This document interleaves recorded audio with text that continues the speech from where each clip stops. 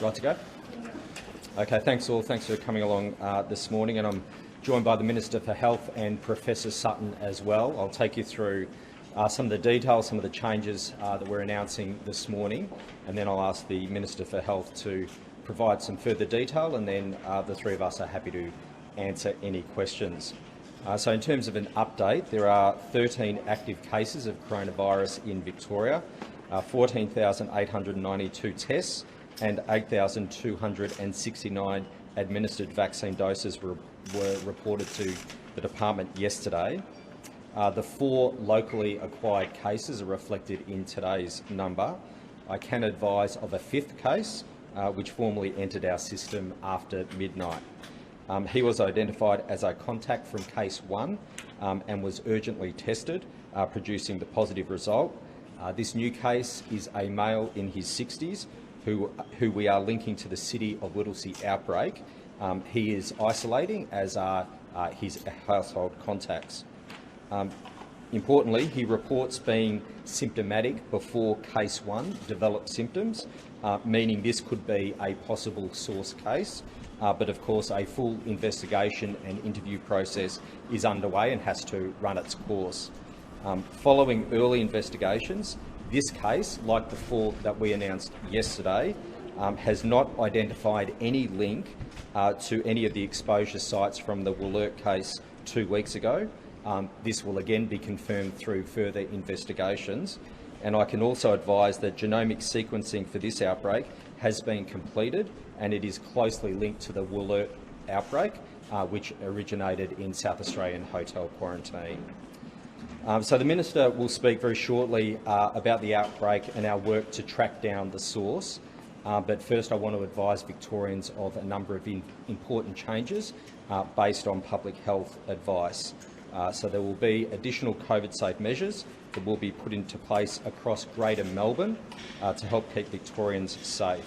So on the advice of our public health experts, from 6 p.m. tonight, private gatherings in the home will be limited to 5 visitors per day.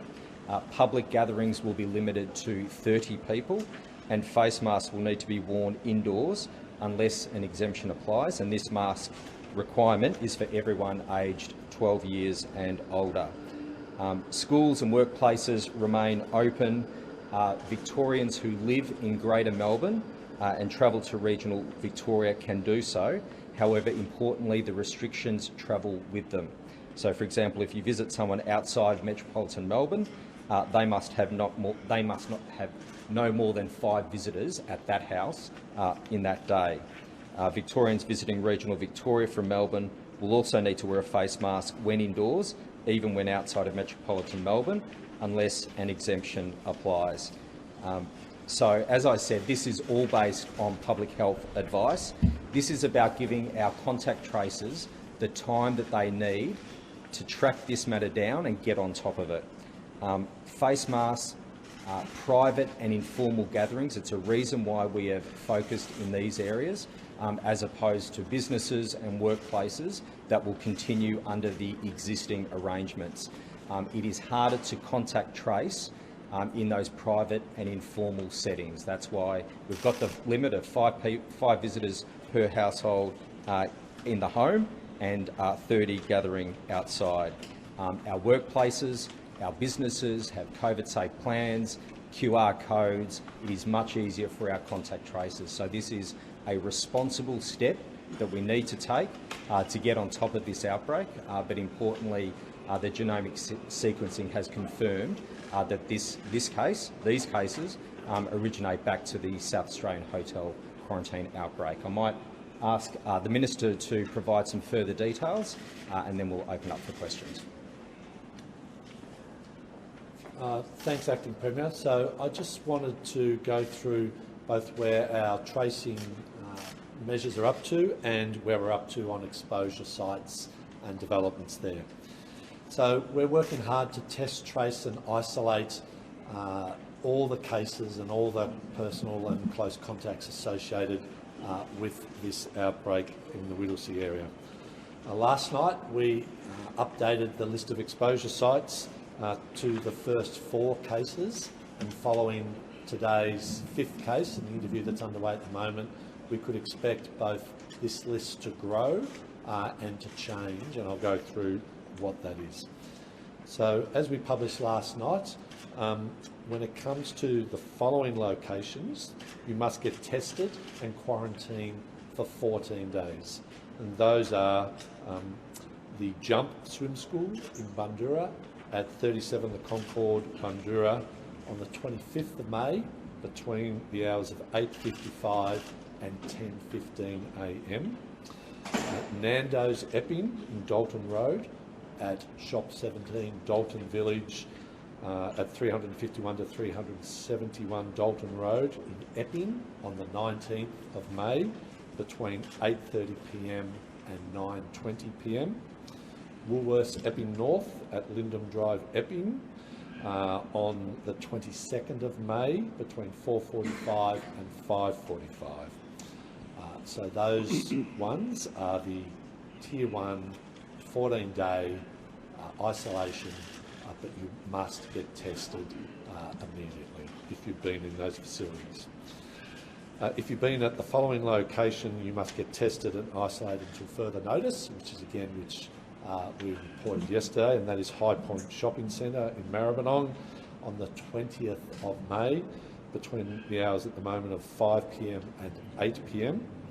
We are asking people to take this step whilst we thoroughly investigate the infectious case movement through the shopping centre, and I want to thank High Point for their invaluable CCTV, and we would expect as a result of that investigation that we will update specifically around High Point, and it is likely, it's very likely, that we will step down the whole site to specific locations only once that investigation is completed. If you've been to the following location in regards to the following range of locations, which are also up on the website, you must get tested and isolate until you get a negative result. That is Tier 2 sites. That is at Futsal Brunswick at 409 Victoria Street, Brunswick on the 23rd of May between 9 a.m. and 10 a.m. The Epping North Shopping Centre at Lyndham Drive, Epping on the 22nd of May between 4:45 and 5:50 p.m. And within that centre itself, the House and Party Store between 5:15 p.m. and 5:50 p.m. The Urban Diner Food Court at Pacific Epping Shopping Centre on the 23rd of May between 1:15 and 2:30 p.m. The Shell Coles Express Reservoir at 192 to 202 Broadway and Whitelaw Streets on the 18th of May between 3:15 and 4:15, and the BT Connor Reserve at 200 Broadhurst Avenue Reservoir on the 21st of May between 8 p.m. and 11 p.m. If you should contact the Department of Health on the coronavirus hotline, which is 1300 651 160, 1300 651 160. All of these locations and all of those restrictions are on our website. There will be changes to those. There will be more as we particularly have the interviews with Case 5 and go through further intelligence work with the first 4 cases, and we will be adding those as we go through. And as I've indicated, the work with High Point Shopping Centre is most probably, once that investigation is completed, we'll see changes to the risk rating of that facility. There are a number of other small or private or closed exposure sites which we are managing, and as such these aren't published online. One is a small workplace of Case 1, which reports only 4 contacts. All have been tested. So far the results that have come in are negative, and the results of the remaining folks will come in over the course of today. As of last night, I can advise there were 35 primary close contacts linked to the Bundoora Swim School, who are all being tested as a matter of urgency. And I want to thank the operators of the swim school for their cooperation and their record keeping. There are 4 other households and household close contacts of the cases from yesterday that have come in, and they've all tested negative. As people come forward and our teams go through the list, primary close contact numbers will grow, and as will the test results, and we will seek to keep these as contemporary as possible using both the Chief Health Officer's update and reports to the media to keep Victorians involved. So, just to reflect on the testing, I want to thank all the Victorians who came forward to get tested yesterday and again today. I want to thank them for their patience, and I just want to go through, particularly in the north and the west.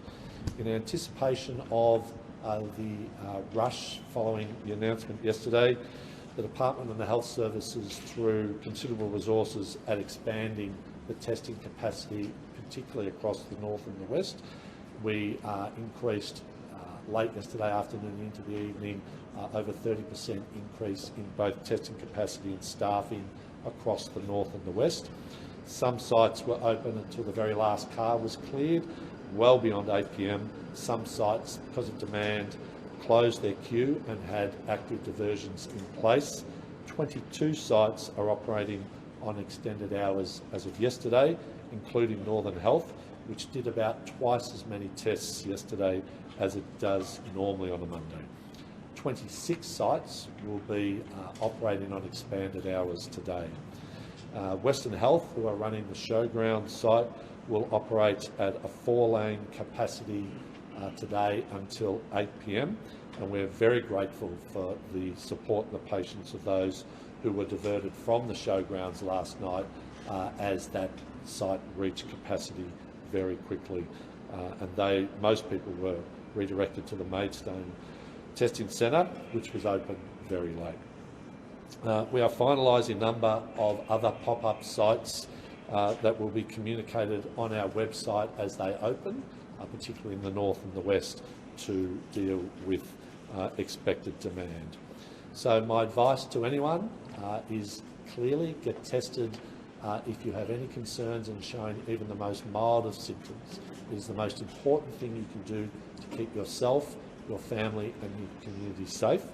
And you can do that to where to get tested page on the coronavirus.vic.gov.au website, and use the map, plug in the tool and off you go.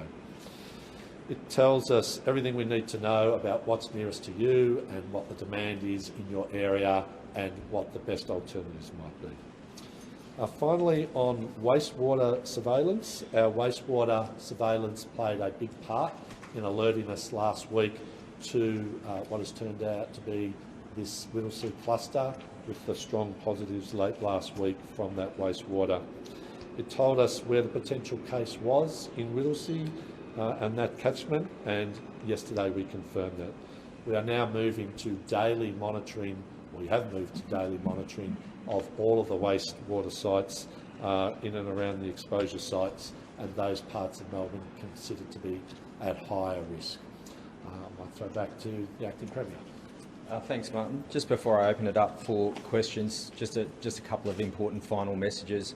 Our advice is the same as it's always been. These are the measures that are there to protect you, protect your loved ones, and our whole community.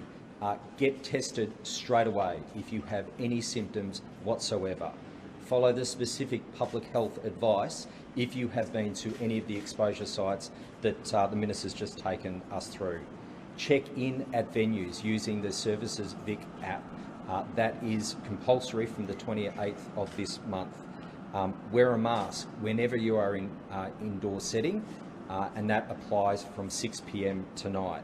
Observe the gathering limits, because these are the settings where the virus does spread. And finally, if you are eligible to be vaccinated, and there are millions of Victorians right now eligible to be vaccinated, don't wait.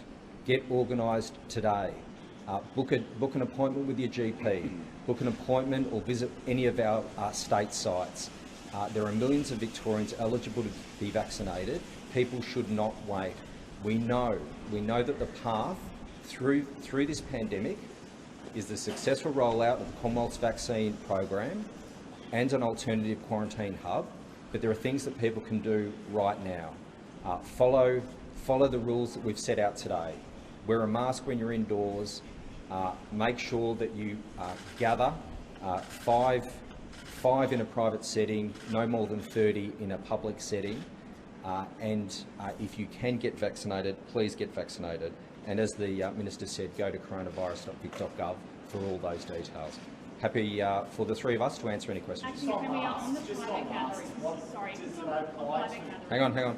We will see everyone. Can you clarify what that means for footy crowds, weddings, funerals, bars, what it means for all those? Yep. So for footy crowds and for other major events, there'll be a panel that will go through. The public events panel will provide advice. We'll get advice through public health in terms of any changes. We're not making any announcements today, but we are looking at.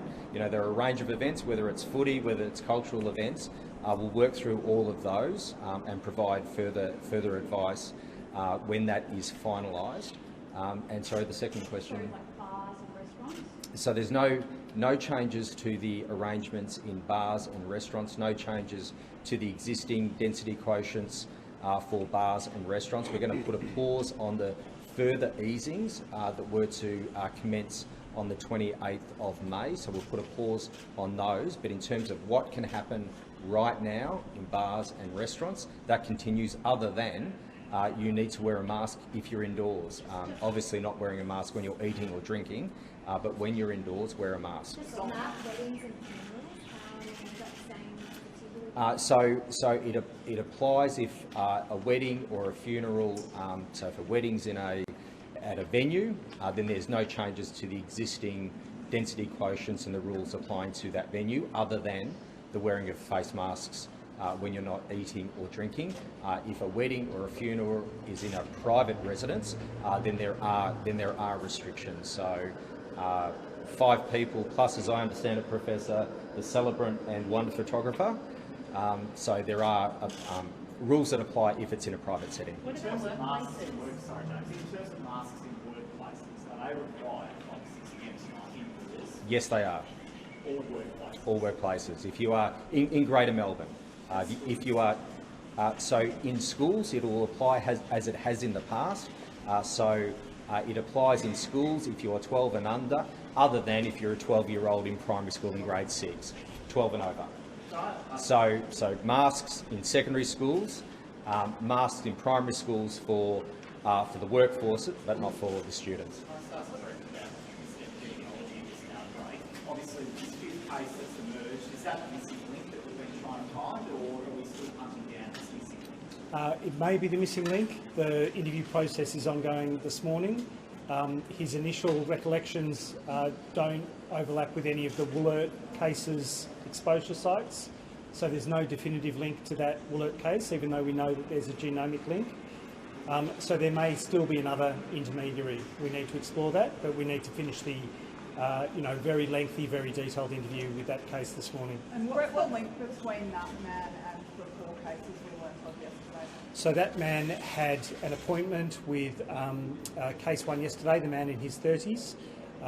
He was symptomatic at the time of that appointment, and the transmission probably occurred on the 18th when that happened. When you say that you had an appointment with him, did they go and get tested together? No, they had an interaction for business purposes that was the likely transmission So that date. business have their customers or clients been told to get? So that case, the 5th case, will have all of his potential exposure sites followed up through the course of his work and other interactions. And what about the worker?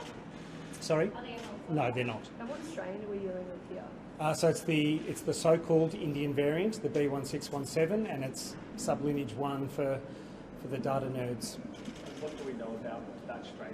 We say the British one is more infectious. What do we know about the Indian one? The Indian one is at least as infectious as any other variant of concern that's been reported historically. So it's by no means one to be complacent about. The sublineage 2 is probably even more of a concern. So I guess it's a good news story that it's not that sublineage, but it's been called the double mutant variant. In fact, it's got 15 mutations, 2 of which are of concern that relate to transmissibility. So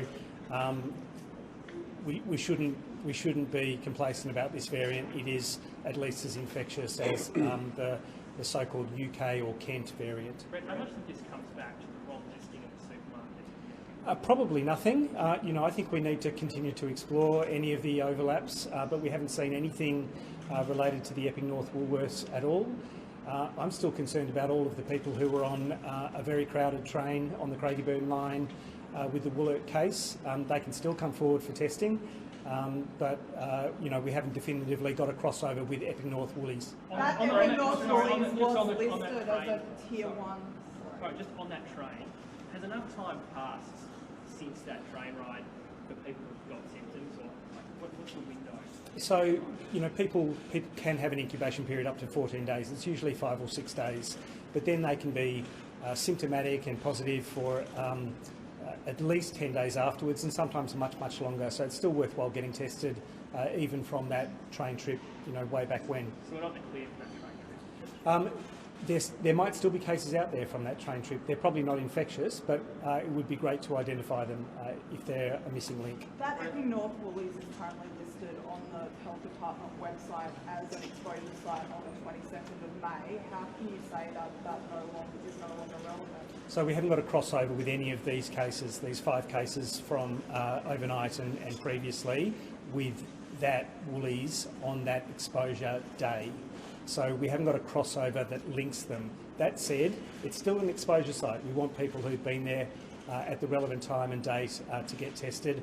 It is reassuring that all 13 staff who were there on the day that the Woolert case was there have tested negative. One of these people has visited the Epping North Woolies more recently though, so surely that indicates that, it's somewhere that these people frequent, they're probably connected to other people who frequented the Woolies and possibly caught it there. Oh, there are a couple of Woolies in Epping. Obviously, all of the cases are very close and would use one or other of those Woolies sites frequently, but we've got no crossover on the relevant dates.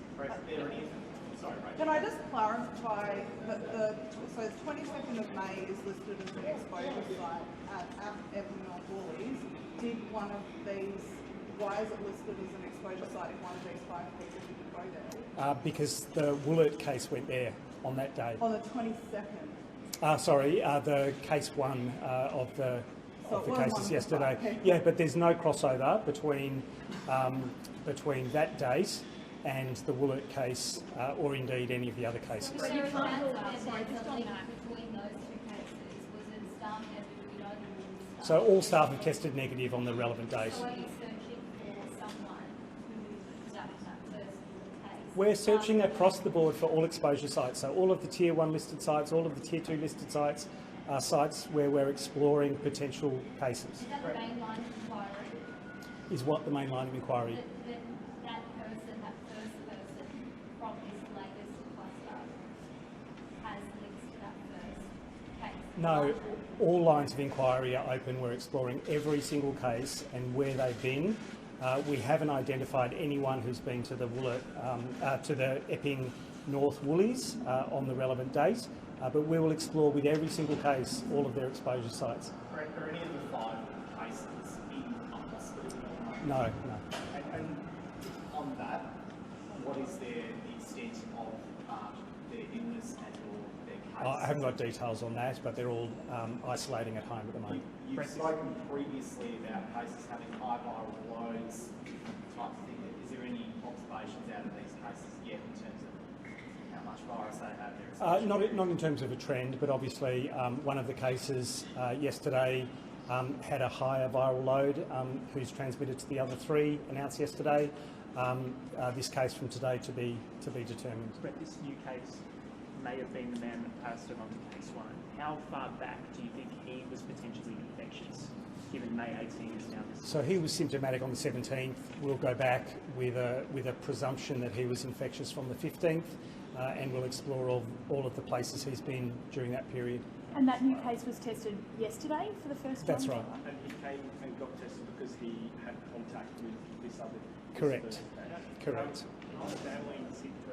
Sorry? Are his family presenting symptoms as well? He does have symptomatic close family members that they are being tested today as well. We don't know if they've got this virus, but of course they'll be tested. For now, Was there a 70-year-old part of the 5 who has this virus? Is there a reason they weren't vaccinated? We don't even have the details of whether or not they were vaccinated. That's to be determined. Can I just clarify, Greater Melbourne, maybe one of James, Greater Melbourne, is that including Cardinia, which I know is on the fringe, just in the southeast there? Cardinia should be Metro Melbourne. Metro Melbourne. Yeah. So it's the 31 sites. 31 LGAs. The fifth case you're saying is symptomatic on the 17th, so it's a bit over a week. Is that the most concerning one out of the 5 so far because of the possibility he was moving around for the last week? We haven't completed the interview. It may be that he's had relatively limited contact with others, but we have to go through all of his movements, obviously, and contacts to determine that. But it is reassuring to have an explanation for the 4 cases announced yesterday. so Will is that case return to the... How long do you expect these restrictions to be in place? What's the forecast? So at the moment they're to be in place until the 4th of June. They'll be reviewed right through that period. With that latest case, the man in his city infectious in community for 10 days now, that must be pretty interesting. So we don't know exactly where he's been in the community, but your most infectious period is just before you develop symptoms and in a couple of days after developing symptoms. But all of the potential infectious period will be examined for where he's been and who he might have had contact with. Is it correct that he, out of the 5 cases we now have confirmed, he's been infectious potentially and symptomatic for the longest? Potentially, yes. So what's the earliest, or sorry, the latest date that he may have caught it, given that hotel quarantine is 14 days, infectious from the 15th? Are we saying even early May, he may have been the person that was at a Woolworths or one of these other... He may have been. He's within the incubation period, so he might identify one of these exposure sites. He hasn't in very initial discussions with him, but it might turn out that he's been to one of the exposure sites. The Woolworths case returned to Victoria from South Australia on the 4th of May. He was suspected of being infectious from the 6th onwards, which is nearly 3 weeks ago. How concerned are you that we've quite likely had chains of transmission throughout the northern suburbs community during that time? We've clearly got chains of transmission. That's what's played out with these 5 cases. It has been reassuring that all of his close contacts, all of the primary close contacts that we identified have tested negative. So many of the days that he's been interacting with others, he was probably not infectious because we've identified them, tested them, they've tested negative. There is clearly someone who wasn't identified, probably a casual contact that he couldn't recall because he didn't know. That's why I'm flagging public transport as a risk.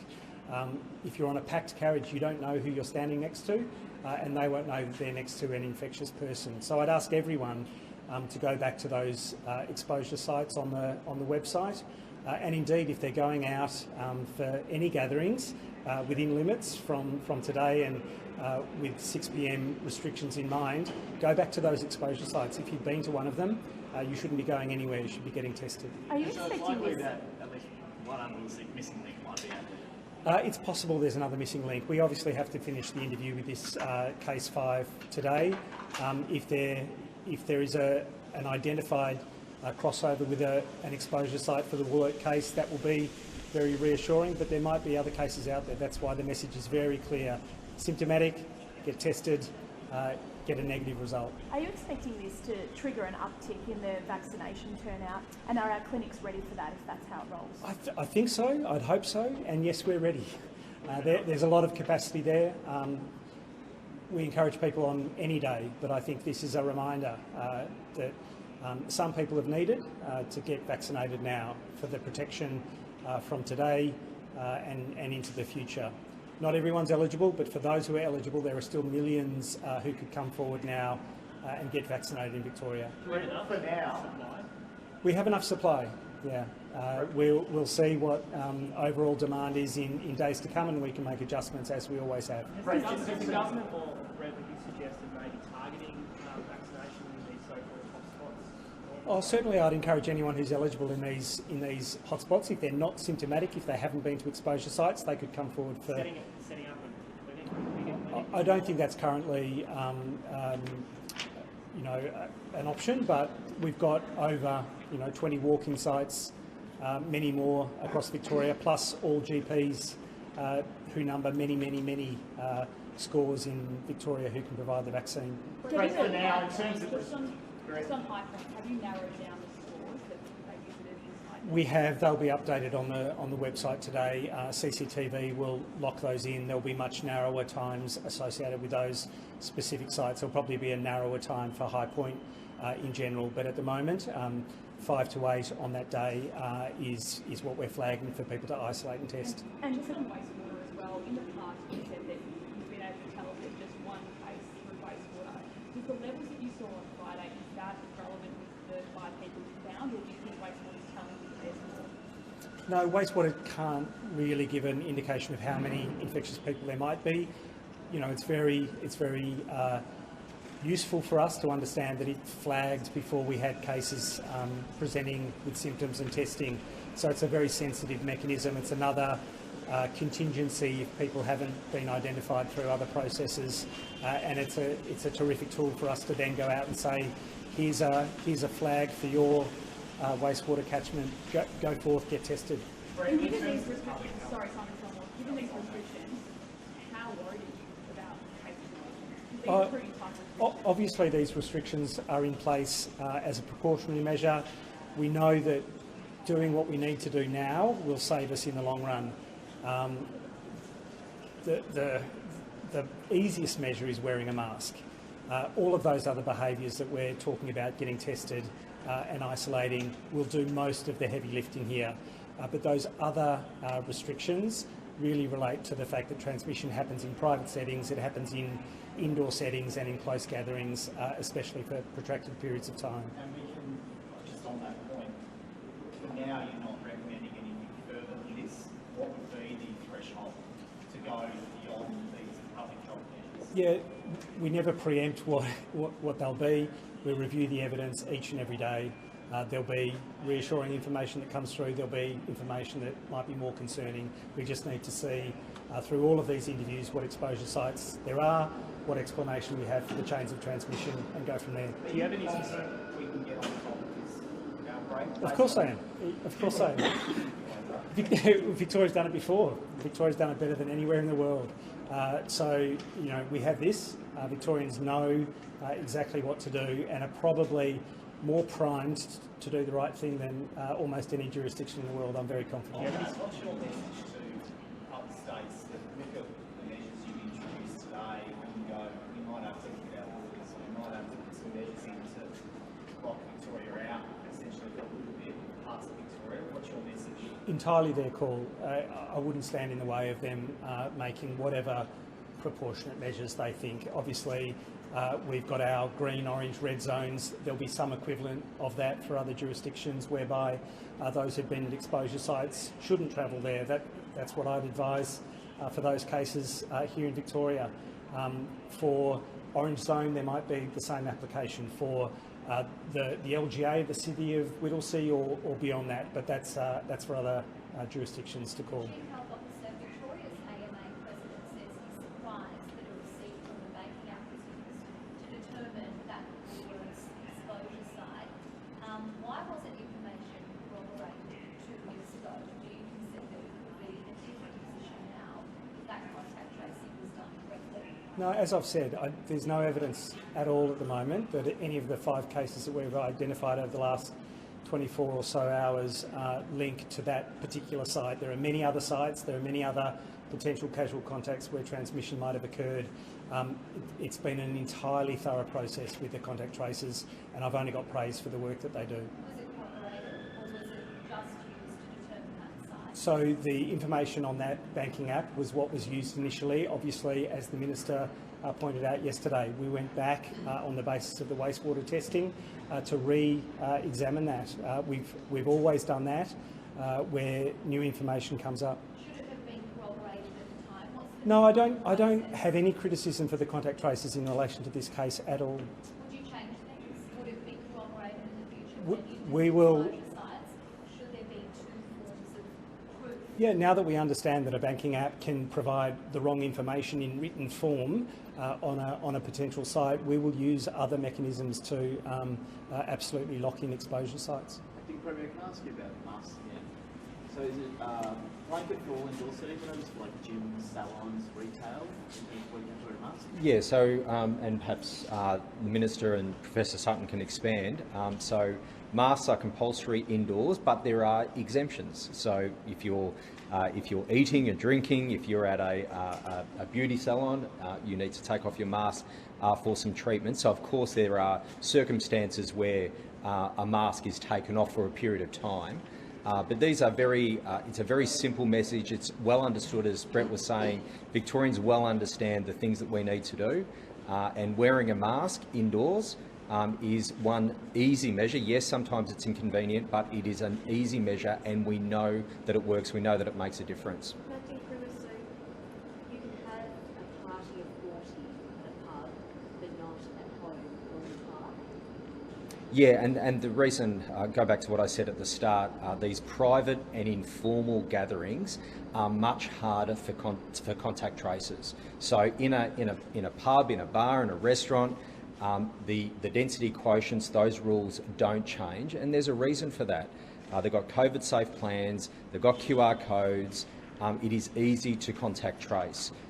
In a more informal gathering or in your home, you're less compliant with the rules, and there's greater risk of transmission, and that's a reason that we've focused on face masks and we've focused on private and informal gatherings, and that's a similar approach that New South Wales have taken. So just so we've got it 100% correct, if a wedding's being held on Friday with 180 people at a function centre, still okay to have that many people, but everyone has to be wearing a mask? Yeah, the number of people in terms of what applies today doesn't change. So they've got a number of people that they can fit into their venue as per their density quotients. They've got COVID-safe plan, they've got QR codes. The only change it needs to make at a reception centre for a wedding, for example, is that people, when they're not eating or drinking, they're wearing a mask. Should QR codes be mandatory? I might get Martin to talk to QR codes in supermarkets. So we addressed this yesterday, and we've addressed it quite a few times. So the important thing about QR codes is they give our contact tracers the certainty and the records they need in a digital, real-time frame. We ask that people apply common sense. The rules are that if you're there for 15 minutes, that you're obliged to. But what we're obviously urging everyone to do, the more QR codes that you can use, however fleeting your visit to these high density, high volume locations, is the better. And certainly we would encourage people to apply common sense and to apply the QR code system wherever and whenever they can. So the Rising Arts Festival is due to start tomorrow. Is there a plan to have it launch? So I understand the Rising had a launch last night, and it went off seamlessly, I've been assured by the Minister for Creative Industries. I want to say well done to everyone associated with that. They're caught, as the Acting Premier has indicated, through the same arrangements that everyone else has applied to. They're ticketed, they know who's in the venues, and I look forward to the Rising being a success. I look forward to becoming a mainstay of Victoria's winter festival calendar. And just on BT Connor Reserve, I believe there was a soccer game Yes. that night. Were there contact tracing happening at that game? Yes, it was a soccer game, and it was ticketed, and all of that information is being processed through the normal channels. And because it was outdoors, it's Tier 2, and as I understand it, the work will be in which particular zone or bubble the gentleman concerned was, and contact tracing will flow from there. But if you were at Connor Reserve at that time, please, the best thing you can do is to get tested and isolate until you get a negative result. Just to confirm that's allocated seating, if that was... I'm not 100% sure. I'm not familiar with the location myself, but it is a ticketed, managed event. Just on sport, what about kids' sport restrictions? I might throw to the no change. So this is essentially, Victorians have been here before. This is a proportionate, responsible and set of measures to keep us safe. And we've been here before, we know how to do it, and we can get on top of this by all Melburnians in the initial instance, and Victorians more widely when it comes to care and hospital locations, to follow these simple rules. The mask wearing, as we've seen globally and certainly over 2020 and 2021, is the simplest, easiest, most effective thing we can all do. And the other measures will give our contact tracers all the tools they need to run this down. How many cases would we have to see before there's a localised lockdown? Oh, well, I think the Chief Health Officer addressed that. We'll follow the evidence as the epidemiology of this outbreak develops. Our goal is to get on top of this, early.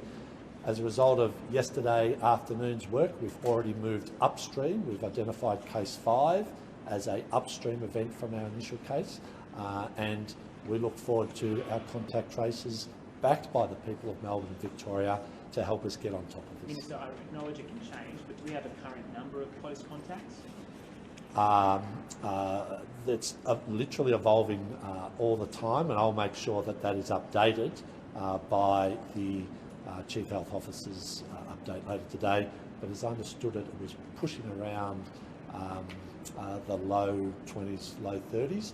And the positive news was that other than yesterday's 4 cases, the other members of those various households who were tested came back negative. Are you disappointed the vaccine rollout hasn't gone as quickly as you would have hoped? Are a bit discounting and that's what's happening? Look, the Victorian Government and all the states and the GPs and the primary healthcare networks are all cooperating with the Commonwealth.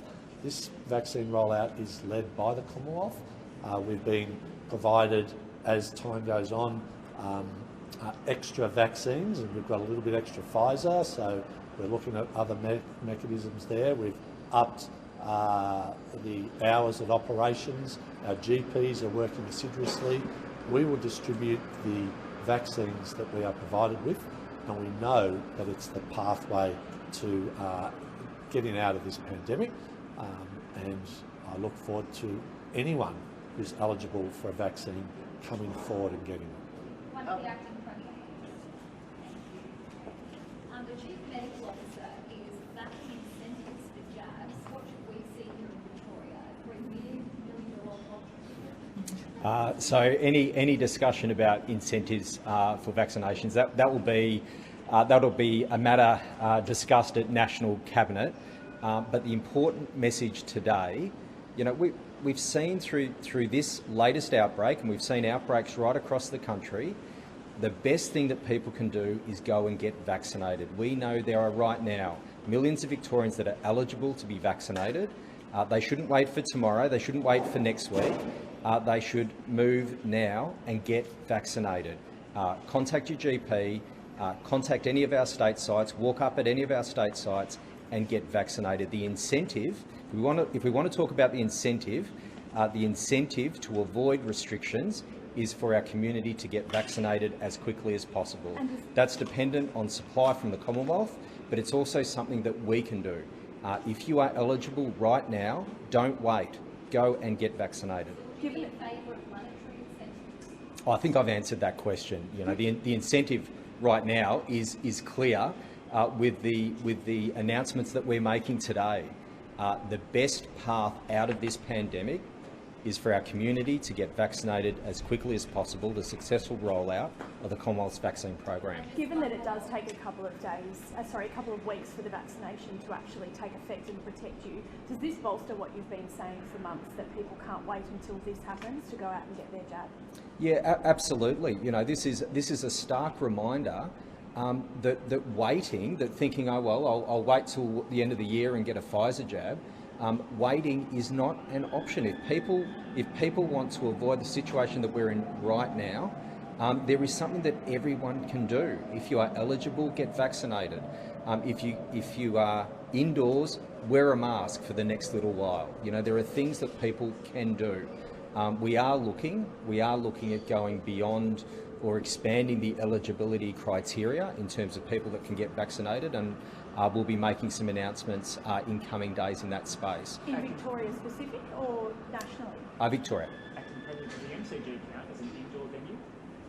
Well, it's a ticketed venue, and what we'll do, as I indicated up front, there's the public events panel. It will look at all of the events, both sporting and cultural events, that are on our calendar over the next week or two, and if there's any adjustment that needs to be made based on public health advice, then we'll inform the community of that. Are you worried about losing major events? For instance, the Start of Origin is scheduled for the start of next month. Queensland, New South Wales are obviously based in Queensland, New South Wales. They could make a choice not to move. What's your message to the QRL and the NS, the New South Wales rugby? Well, I'm not concerned about that, and I'm not concerned because Victoria's got a track record in the toughest of times of delivering major events during the pandemic. So we'll work with public health, with event organisers in terms of upcoming events. But right now, we've got a task in front of us, and this is about giving our contact tracers the time to get on top of this as quickly as possible. These are reasonable, appropriate measures, focusing on the wearing of face masks, focusing on private and informal gatherings, because we know that's where the greatest risk is. Do you think that the federal government is holding off on these COVID jab campaigns because they don't have supplies? Well, that's a question that you would need to put to the Commonwealth. As the Minister for Health indicated, we have received some additional supplies, and we're encouraging people, if you're eligible, to get vaccinated. Obviously, we want to see that that the supply being confirmed, so we've got confidence, and that's part of the examination of what more that we can do in terms of who is eligible for a vaccination and how we can broaden that out. Essentially, it comes down to what confidence we have in supply, but that question you'd need to put to the Commonwealth. Just with regard to that eligibility, so you're saying we're looking to go it alone, I suppose, as a state, with expanding that eligibility, maybe looking at under 50s or? Not going it alone. You've seen other jurisdictions also looking at their eligibility criteria. Our focus has been on the on our priority cohorts and getting those people vaccinated as quickly as possible. And we've still got millions of people within those eligibility. Anyone over 70, don't wait for tomorrow, don't wait for next week, go and get vaccinated. But we are looking at how we can expand that even further. Just on supply, if there is a surge in demand as a result of this cluster, are you confident that you've got sufficient supply to vaccinate everyone who gets out and wants to be vaccinated? Well, right now the answer is yes, absolutely. Can I answer a question about what does supply look like in June, July, August? I can't give you an answer. But right now the message very, very clearly, if you are eligible to be vaccinated, go and get vaccinated. Do you think there's enough testing sites to meet current demand? Yes, there are enough testing sites, and this is something that the Minister for Health and his team continually evaluate. Where's demand? Where do we need to have our sites? We've got a number of state sites. Our GPs are doing a wonderful job, so we do feel that we've got the sites that we need, but we always make that assessment if we need to do more.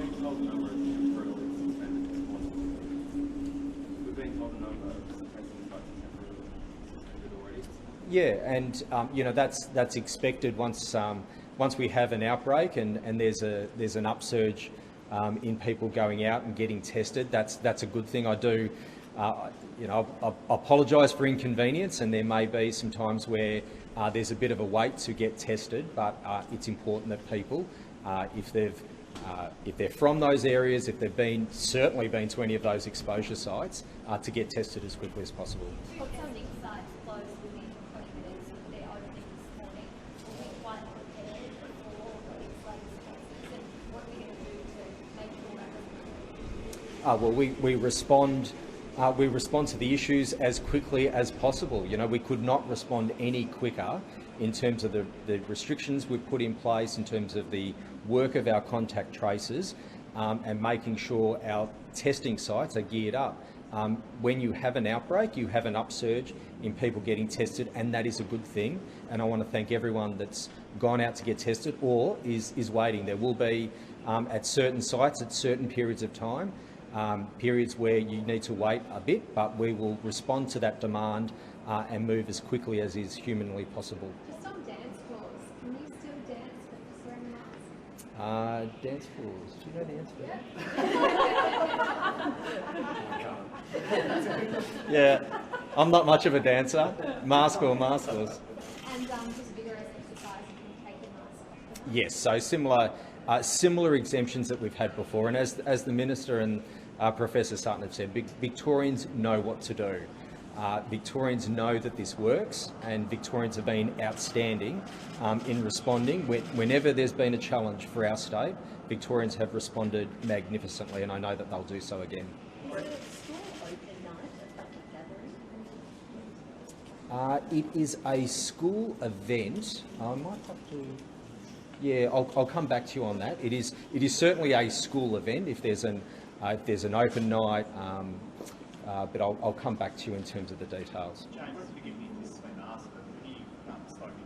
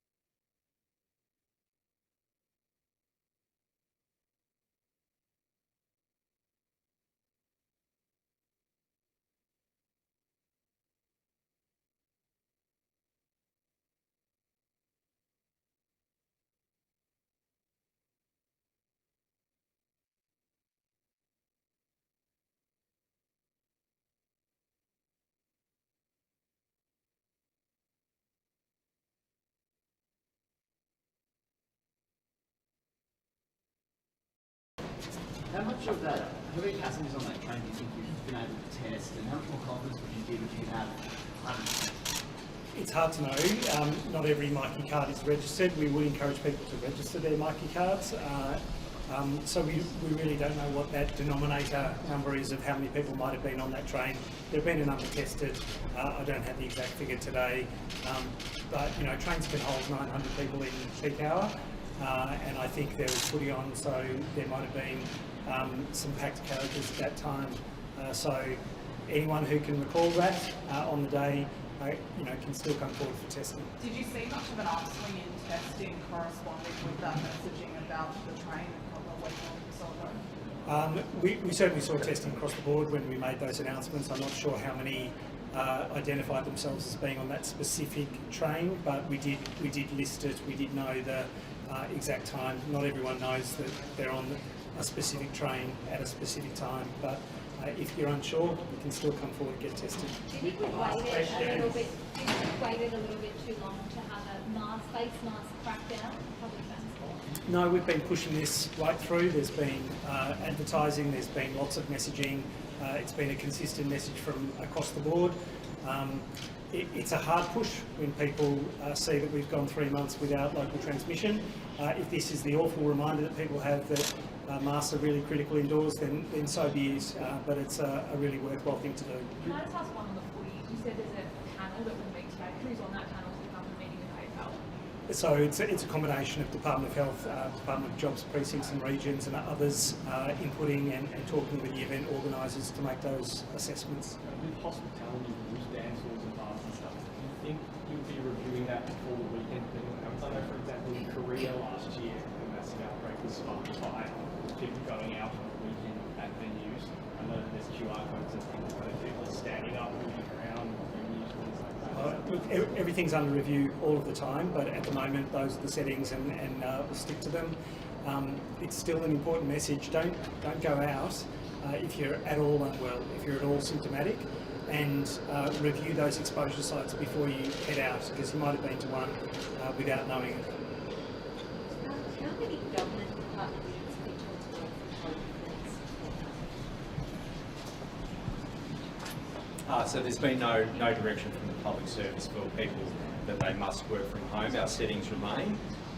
The expectation is that our public servants are working at their office at least 3 days a week, and then there's a discussion on flexible arrangements beyond that. That's not dissimilar to how a lot of private businesses are operating: a period of time where the workers are on site and a period of time where people may be working flexibly.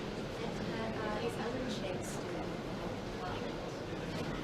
Yes. Yeah, there's been no changes to Professor Cheng's responsibility. So Deputy Chief Health Officer doing great work. Terrific. Thanks everyone. Thanks a lot.